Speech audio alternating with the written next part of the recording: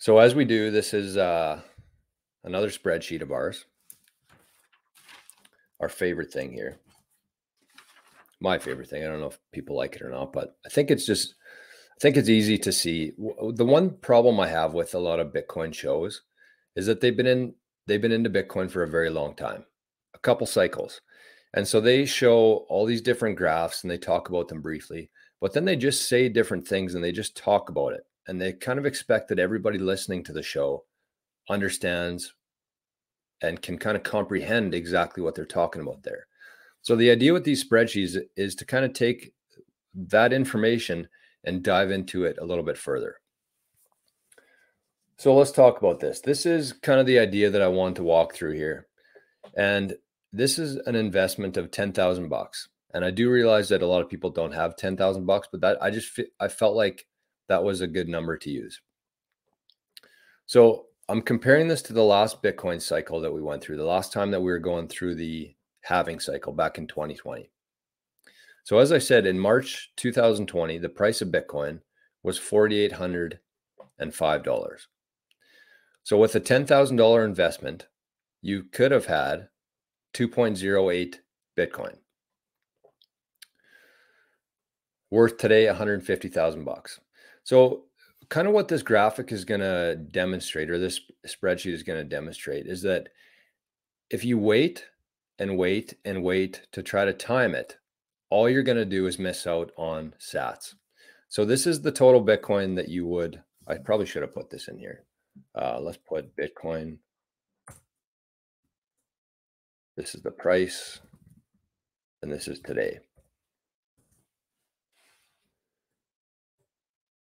So we're going to go through this, obviously not line by line. We don't need to, but then in June, it jumped back up to $9,000 for one Bitcoin. That was after the halving, right? So at that time, for $10,000, you could have got one full Bitcoin. Today worth just about $80,000. If you held on a little bit longer, you kept procrastinating, you would have paid $13,000, ended up with 0.73 of a Bitcoin or 73 million sats. And today that would be $52,000. All pretty good. And that's why I highlighted these top three, because that's kind of it's not one day, it's not 1 week or even 1 month. If you would have bought Bitcoin during any of these, what is that?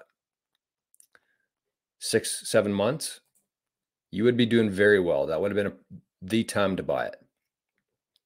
So then in January, the price jumped up to $29,000.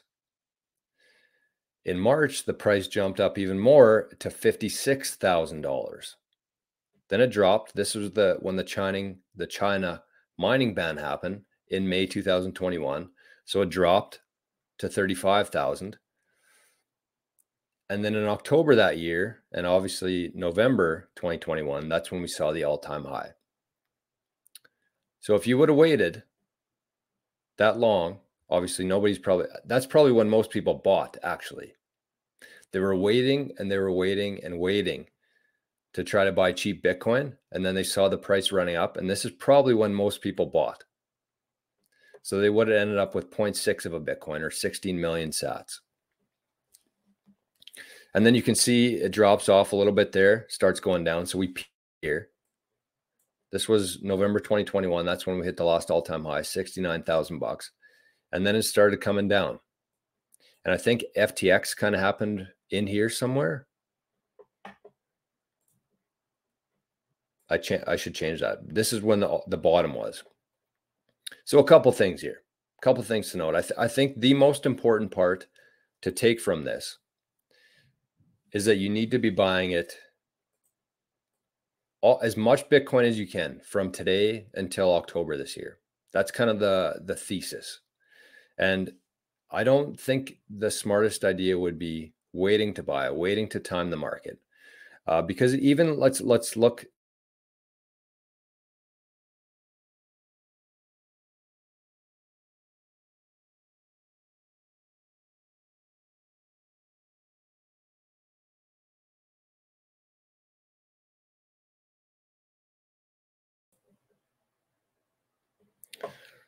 What?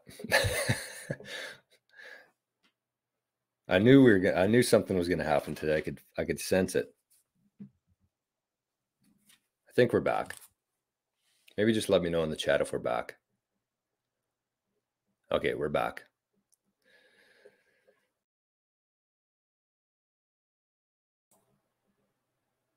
Is this my first show? No, we're good now. We're good. Okay, so just let this soak in for a second here, I think. And the first thing that I would say is that if you are somebody or you know somebody who's waiting to buy Bitcoin right now. So let's talk this through. So March 2020, the price was $4,800. You could have had 2 Bitcoin. So if you kept waiting and waiting and waiting, you would have never gotten this amount of Bitcoin ever. So if you were procrastinating there in March of 2020, waiting for it to drop even further, you would have never gotten the same amount of Bitcoin again. And so even if you waited, let's say that you decided not to buy any for March, June, you wanted to keep waiting, you thought Bitcoin was going to drop even further. You kept waiting, you waited for 4 whole years. And then in November 2022, it dropped all the way down to 16. But imagine the psychology there, that you would have had to hold and wait through all that. And you're trying to pick the bottom of the market, and you're still going to be behind the 8 ball. So that's kind of the main thing here, is that even if you waited and waited and waited through all that time, and FTX happened, the China mining ban happened. Even if you waited to try to get the bottom again, instead of getting 2 Bitcoin, you ended up with 63 million sats, 0.6 of a Bitcoin at the very bottom of that after waiting. Even if you held out all the way till October 2020, you would have had 0.73 of a Bitcoin versus the very bottom of the market, 0.63. So moral of the story, without a doubt, is buy as much Bitcoin as you possibly can in these next 6 months. I would, and even look at the difference between March and October. If you would have bought $10,000 worth of Bitcoin back in March of 2020, you'd have 2 Bitcoin today. If you waited 6 months, October 2020, you'd have 0.7 of a Bitcoin, which is still pretty good, but not even close to the sweet spot here in terms of the all-time high and the halving. So even though that this is a pretty good indication, I think, of what's coming, we are in unprecedented territory right now, uncharted waters. And the reason that we're in uncharted waters is because this is the first time that Bitcoin hit an all-time high before the halving. So along with that, something to coincide is going to be the ETFs. So we've hit the all-time high before the halving. You look at this chart here. Where'd it go? You look at this chart here, and basically what this chart suggests to me is that we're never going to have a shortage of demand again. So people waiting for it to drop a little bit further, you're competing with all of these ETFs, and they're buying as much Bitcoin as they possibly can, and they don't give a shit what the price is. So that's who you're competing against. That's who you're waiting for the floor to fall out underneath, is against these ETFs. So just keep that in mind, that back in 2020, we did not have the ETFs. We did not have that kind of demand every single day, that amount of capital every single day coming into Bitcoin. The floor was much softer. I would say that we built a pretty nice fortress now in terms of our floor. And I think that, during these next 18 days after the all-time high, could it double? Could it triple? The price is kind of, I think that the price is pretty irrelevant at this point, because These ETFs, these are the main customers right now. And they're going to be buying Bitcoin at whatever price. They don't care what the price is. And I apologize once again. I probably sound like a broken record at some points here, but it's really important to drill this home, because these ETFs are not your average investor. They're not trying to buy it low and then sell it higher. They're buying at whatever price they can get their hands on Bitcoin for, and they're never selling it. So those are two totally different market dynamics, and it's a totally different paradigm shift in terms of what we're going into here with Bitcoin. So just let that kind of sink in a little bit. Most times with these investment companies, they're looking to buy low and sell it high. With these ETFs, with the Bitcoin ETFs and everything that's happening in Bitcoin right now, these ETFs are buying at any price and they're never selling it. And the reason they're buying at any price is because they actually make their money off of the management fees. So the higher that the Bitcoin is valued, the higher the management fee they're going to be charging their clients on it. So they don't want Bitcoin to be 13,000 bucks again. They want Bitcoin to be $13 million. Because think about the difference in fees there. They want this thing to go as high as possible. So with that in mind, we know what's coming. We know what's happened in the past. And we can set ourselves up as best we can right now, because we're never going to have this opportunity again. Look at this. Look at this spreadsheet one more time. This is where we are today. 4 years ago, at this time in the cycle, Bitcoin was $4,800.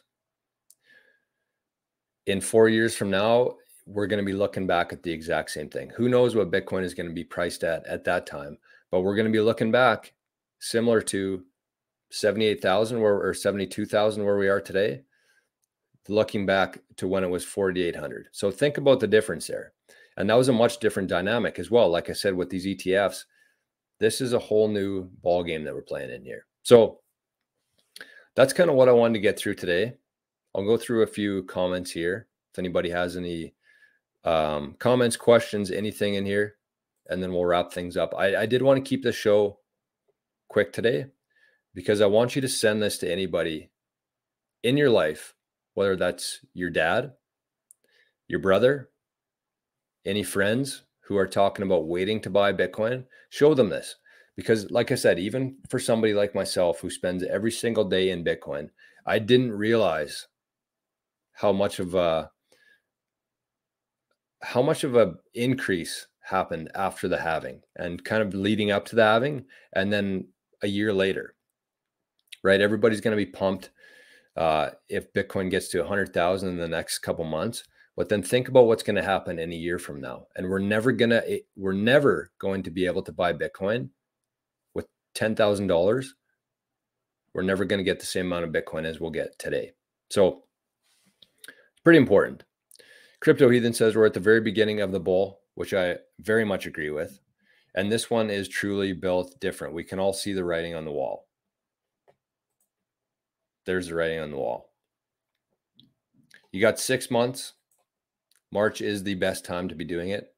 Before the halving is going to be the best time to do it. But you're still not going to miss out, I don't think. If you wait a year or two from now, you're going to miss out on a lot of Bitcoin. And I think that's where the disconnect is, because people are still like, well, I have 10,000 bucks. I can just buy it in a year from now. I'm still going to have some Bitcoin, but you have to look at the difference in Bitcoin, how much you're going to get for that. That's why I wanted to use the $10,000 and show exactly how much Bitcoin you would have got for that, because everybody has such a recency effect with everything, investing, Bitcoin, and they don't look far back enough and actually do comparisons like that to see how much Bitcoin they would have had. Time in the market is better than timing the market.